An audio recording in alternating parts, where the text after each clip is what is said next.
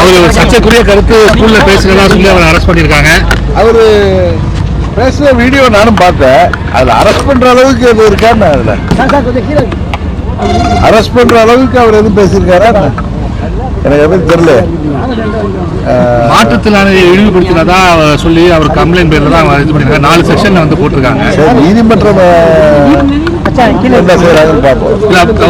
சீமான் வந்து ஒரு கருத்தை சொல்றாரு, செஞ்ச தப்பை மறைக்கிறதுக்கு இதை வந்து கலப்பி விட்டாங்க அப்படிங்கிற மாதிரி சொல்லி சொல்றாங்க. நான் வந்து அவர் என்ன பேசுறாருங்கிறத எனக்கு வீடியோ அனுப்பியிருந்தாங்க. அந்த வீடியோல நான் பார்த்தேன், அவ்வளோதான். ஒரு 2 நிமிஷம் பார்த்தேன்.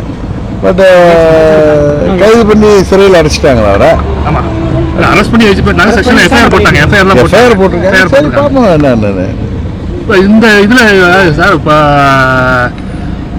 தமிழக அரசு வந்து இதில் வந்து முழு மூச்சோட ஈடுபடுறதுக்குண்டான காரணம் என்ன சார்? நான் வந்து கொந்தளிச்சு போயிட்டாரு அன்பில் மகேஷ் பொய்யா அப்படி.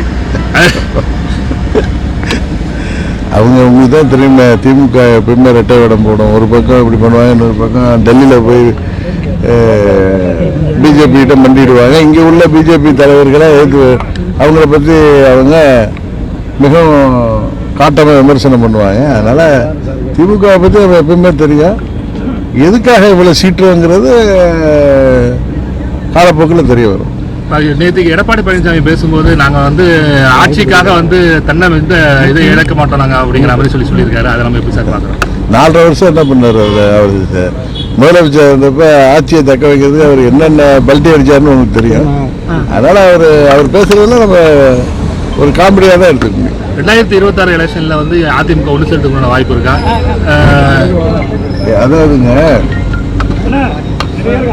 பழனிசாமிங்கிற ஒரு சுயநல மனிதர் இருக்கிற வரைக்கும் அம்மாவின் தொண்டர்களால் அவர் ஒன்று சேர விடமாட்டாருங்கிறது தான் என்னுடைய கருத்து.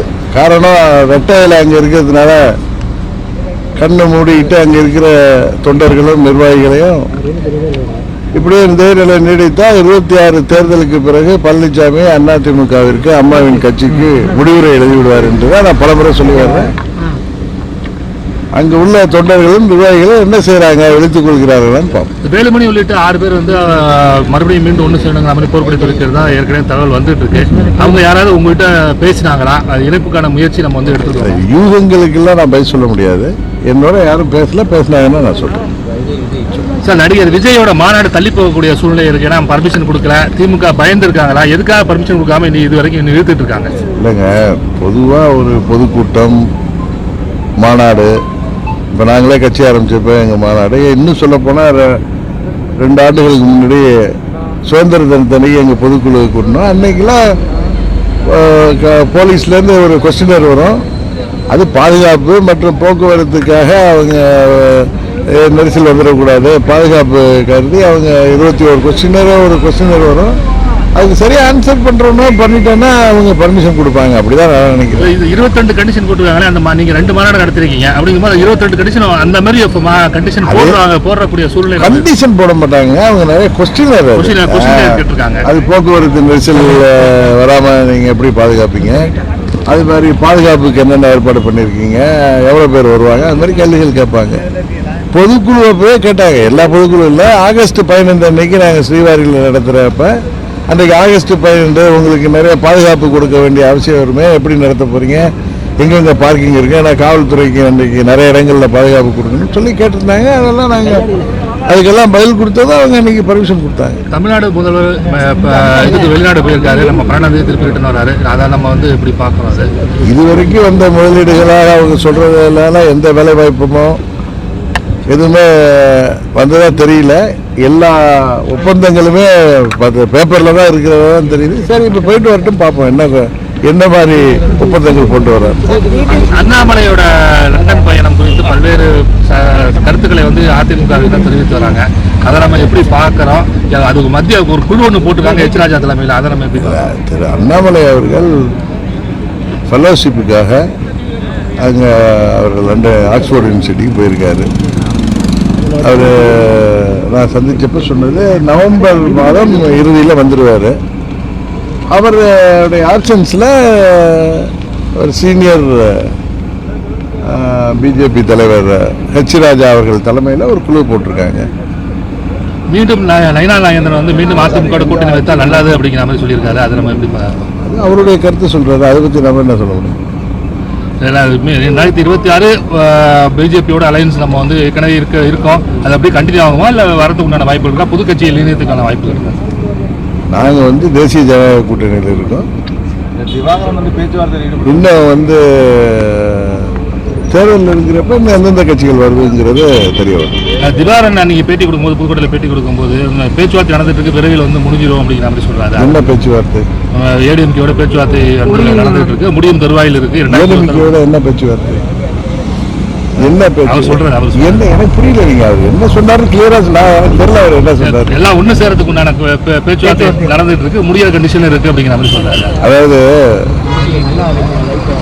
புராணங்கள்லையும் இதிகாசங்கள்லையும் நம்ம சகுனிகளையும் குணிகளையும் பற்றி கேள்விப்பட்டிருக்கோம். அவர்கள் இந்த நூற்றாண்டுகள்லையும் வாழ்றாங்கிறது உங்களுக்கு தெரியும். அதனால அவர் பேசுறதுலாம் நம்ம பதில் சொல்ல முடியும். அந்த மீட்டிங்லேயே அந்த ப்ரெஸ் மீட்லேயே அவர் சொல்றாரு, நம்ம யூபிஎஸ்க்கும் உங்களுக்கும் பிரச்சனை நடக்கும்போது தனபாலை நான் வந்து சீஃப் மினிஸ்டருக்கு நான் வந்து முயற்சி செஞ்சேன், தலித் ஒரு முதல்வருக்கு தலித்தே விரும்பல அப்படிங்கிற மாதிரி சொன்னாரு. அதில் இவர் என்ன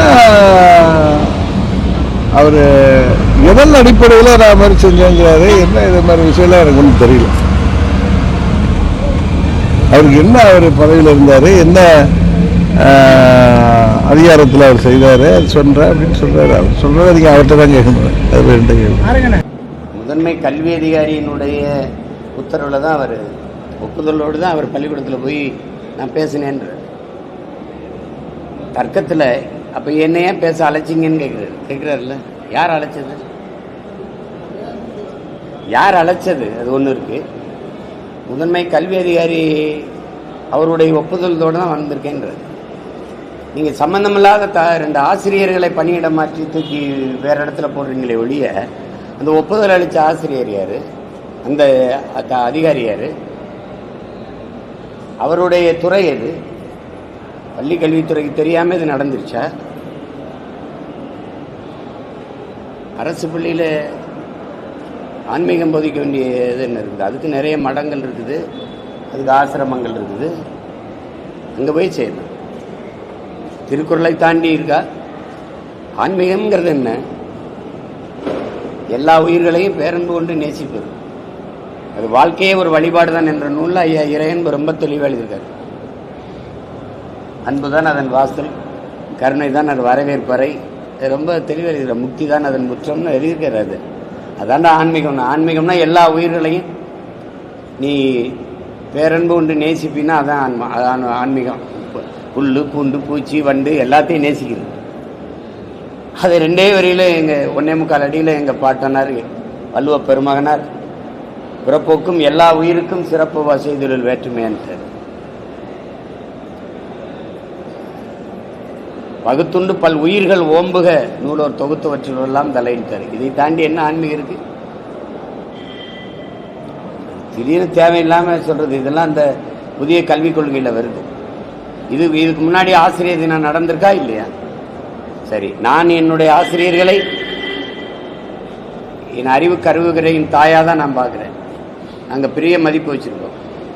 என்னை பெற்ற தாய் தந்தையர் இந்த உலகத்தை எனக்கு காட்டினாங்க. என் ஆசிரியர் பெருமக்கள் தான் இந்த உலகத்துக்கு என்னை காட்டினாங்க. இதுதான் சீமான், இதுதான் திருமால் செல்வன்,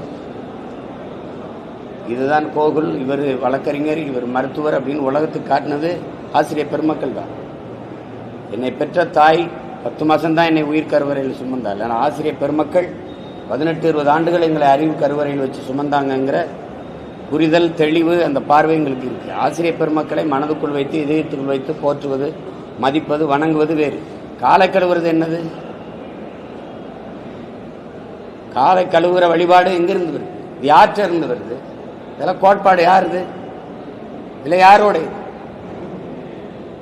இதெல்லாம் RSS பிஜேபி விடுது. அது எப்படி உள்ள வந்துச்சு? அது யாருக்கும் தெரியாமல் வந்துடுச்சா? இதுவரைக்கும் இல்லாத பிரச்சனை அரசு பள்ளியில் ஆன்மீக போதனை எதுக்கு வருது? தெரிஞ்சிருச்சு வெளியில். தெரியலன்னு என்ன பண்ணியிருப்பீங்க? அது தொடர்ந்து தானே இருந்திருக்கும். அது ஏன் அவரை சரி விஷ்ணு மகாவிஷ்ணு அவர்களை வானூர்தி நிலையத்துக்குள்ளே போய் ஒரு பயங்கரவாதி போல ஒரு கொடுஞ்செயல் செய்தது போல அவரை போய் பிடிச்சி கைது பண்ணி அதை ஒரு செய்தியை நீங்கள் வேற செய்தியை மறைக்க இந்த செய்தியை பெருசாக்குறீங்க. அதான் உண்மையிலும் உண்மை அதுதான். அப்போ நீங்கள் இதை எதுக்கு இவ்வளோ பெருசு பண்ணுறீங்க? உண்மையிலே அவர் பாட்டுக்கு அவர் வேற எங்கேயோ அவர் ஆன்மீக சொற்பொழிவோ வழிபாடோ யோகா பயிற்சியோ கொடுத்துருந்துருப்பார். நீங்கள் பள்ளிக்கூடத்துக்குள்ளே போக அனுமதிச்சது யாரோட அனுமதி இல்லாமல் நான் போய் இப்போ நானே ஒரு கல்லூரியில் போய் பேசுகிறேன்னா அந்த கல்லூரி என்னை அழைக்காமல் என்னை யாரும் கூப்பிடாமல் நானாக போய் பேச முடியுமா? இல்லை பேசிடுவேன்னா? அப்போ அந்த அளவுக்கு தான் பள்ளி மேலாண்மை இருக்குதா, கல்வித்துறை இருக்குதா? அதை சொல்லுங்கள் நீங்கள். தெரியாதுன்னு சொல்கிறதுக்கு ஒரு நிர்வாகம் இருக்குங்க. இங்கே இருந்து நான் யாரோட பேசுகிறேன்னு பதிவு பண்ண தெரியுது. அலைபேசியில் இருக்கிற எத்தனை 3-4 வருஷத்துக்கு முன்னாடி உள்ளதெல்லாம் எடுத்து வெளியிட தெரியுது. அவ்வளவு பொறுப்பு இருக்குது உங்களுக்கு. இதை கண்டுபிடிக்க தெரியாது.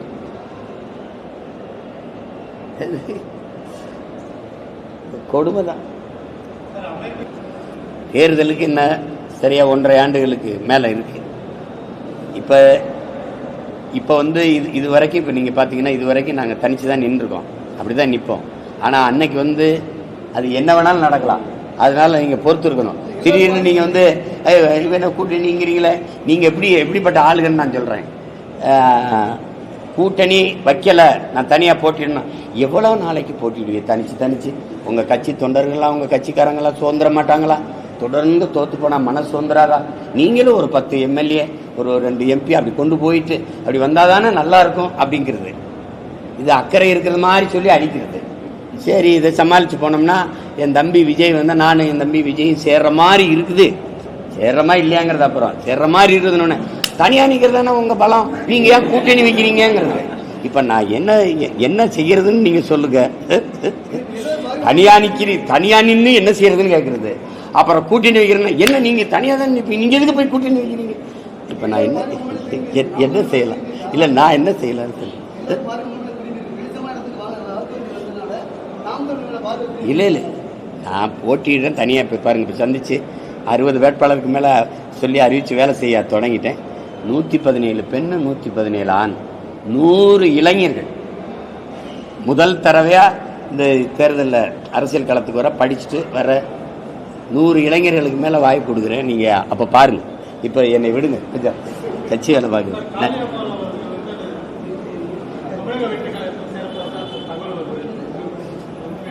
நாளைக்கு நான் கூட தான் சேர போகிறேன்னு வரும் அந்த அம்முங்க.